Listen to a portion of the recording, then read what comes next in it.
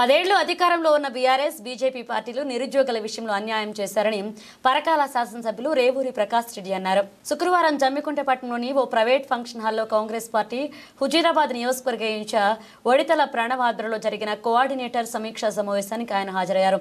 ఈ సమీక్షా సమావేశానికి జమ్మికుంట పట్టణ వేణవంక మండల కోఆర్డినేటర్స్ హాజరయ్యారు.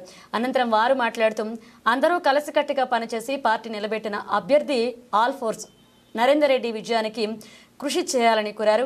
అలాగే పోస్టల్ బ్యాలెట్ విషయంలో కూడా తగిన జాగ్రత్తలు తీసుకుని ఒక్క ఓటు కూడా తప్పకుండా ఓటు వేసే వారికి ఆ బాధ్యత తీసుకోవాలని కోరారు. పట్టభద్రుల విషయంలో ప్రభుత్వం సానుకూలంగా ఉంది అని, త్వరలోనే వారి సమస్యలకు పరిష్కారం చూపే విధంగా ప్రభుత్వం చొరవ చూపిస్తుందన్నారు.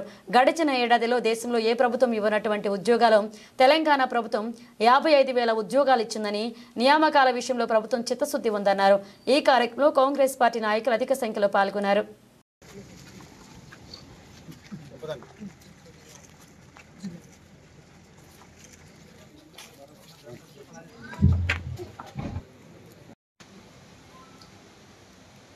నన్ను నేను పరిచయం చేసుకోవాలి కదా.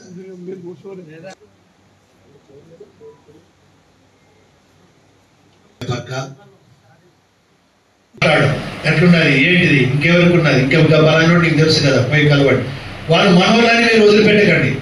అరే మనోళ్ళు మనల్ని ఎవరు పట్టించుకున్నారు రాబాయ్, ఎందుకంటే మనకన్నా ఎక్కువ ఎదుటోడు మాట్లాడుతాడు. వాడు 10 సార్లు ఫోన్ చేసిన రాబాయ్ అని వస్తుంది. అందునుంచి ఎదుటోటి ఓటును మనం ఎంతైతే ఇన్ఫ్లుయెన్స్ చేయాలని ప్రయత్నం చేస్తున్నామో మన ఓటర్ను కూడా అదే విధంగా సస్టైన్ అయ్యేటట్టుగా డిస్టర్బ్ కాకుండా మనం చూసుకోవడమే కాకుండా మన ఓటర్ తోటి ఎదుటోడు కూడా ఏం చేస్తున్నాయని సమాచారం కూడా నీకు సేకరించుకోవడానికి ఉంటుంది. బీఆర్ఎస్ ఓటర్స్ వాళ్ళని మీరు ఎట్లా కన్వీన్స్ చేసుకుంటారు? మీకున్న అడ్వాంటేజెస్ ఏంటి? చాలా ఉన్నాయి. రేపొద్దున నీ కష్టమో నిష్ఠురం వచ్చినా నేను ఉంటాను. గవర్నమెంట్ నాది, ఇవాళ కాంగ్రెస్ గవర్నమెంట్ ఉన్నది.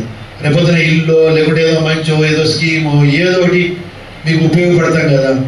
మీ క్యాండిడేట్ అయితే లేడు, మాకేయండి. ఆ పోయి ఆ బీజేపీకి వేస్తే మతతత్వ పార్టీ మొత్తాన్ని దేశాన్ని మొత్తము కులాల వారిగా వర్గాల వారిగా చేయడమే కాకుండా ఒక రకంగా మన బడ్జెట్లో మన తెలంగాణకి అన్యాయం చేసిండు. అందులోంచే రేవంత్ రెడ్డి గారు అన్నారు, దక్షిణ భారతదేశం యొక్క ముఖ్యమంత్రి అందరూ ఒకటి కావాలి, మన హక్కులను హరిస్తున్నారు అని చెప్పి. రెండోది, బీజేపీ ఇచ్చిన ఏ వాగ్దానాలు నెరవేర్చిందా? రైతులను ధనవంతులు చేస్తారని చేసిందా? 2 కోట్ల ఉద్యోగాలు ఇస్తాము సంవత్సరానికి అని ఇచ్చిందా? కానీ మనం ఇచ్చిన మాట నెరవేరుస్తున్నాం, ఉద్యోగాలు కూడా ఇస్తున్నాం. అది నేను మళ్ళీ దాని జోలికి పోతే మళ్ళీ అదొక అరగంట అటు వెళ్ళిపోవచ్చు. కానీ మీ అందరికీ తెలుసు కనుక మెరిట్స్ డిమెరిట్స్ను మనం ఎట్లయితే మనం ఆర్గనైజ్ చేసుకొని కన్విన్స్ చేసుకోవడానికి మీరు ఇది ఉపయోగించుకోండి అని అంటాను. వీటిని ఉపయోగించుకోండి అంటూ. రెండవది, అందరూ గ్రాడ్యుయేట్స్ కనుక రేపు పొద్దున మనం ఇప్పటి వరకు 55,600 ఉద్యోగాలు, ఇది చాలా బలంగా ఉపయోగించుకోవాలి. రేపు ఇంకా మిగిలిన 2 లక్షల వరకు మనము ఇస్తున్నాం. రెండోది ఏం చేస్తున్నాము, మొన్న దావోస్ వెళ్ళొచ్చాడు గౌరవ ముఖ్యమంత్రి గారు. గత సంవత్సరం 40 లక్షల కోట్లు తీసుకొస్తే ఈ సంవత్సరం 1,70,000 కోట్లు 40,000 కోట్లు గత సంవత్సరం తీసుకొస్తే ఈసారి 1,70,000 కోట్లు ఇన్వెస్ట్మెంట్స్ తీసుకొచ్చాడు. ఎంతమందికి ఎంప్లాయ్మెంట్ వస్తారు? యూత్కు, గ్రాడ్యుయేట్స్కు అది చాలా అవసరం. ఇంజనీరింగ్ పిల్లలు కావచ్చు, బీకామ్ పిల్లలు కావచ్చు, కంప్యూటర్ పిల్లలు కావచ్చు, ఇవన్నీ రేపు పొద్దున వాళ్ళందరికీ ఒక రాబోయే ఈ 4 ఇయర్స్లలో వాళ్ళకందరికీ ఒకటికి దారి చూపించాలనుకుంటున్నారు. రెండోది, మీకు ఇంకొక అవకాశం ఉన్నది, మనం సెల్ఫ్ ఎంప్లాయ్మెంట్ కూడా ప్రోత్సహిస్తున్నాం.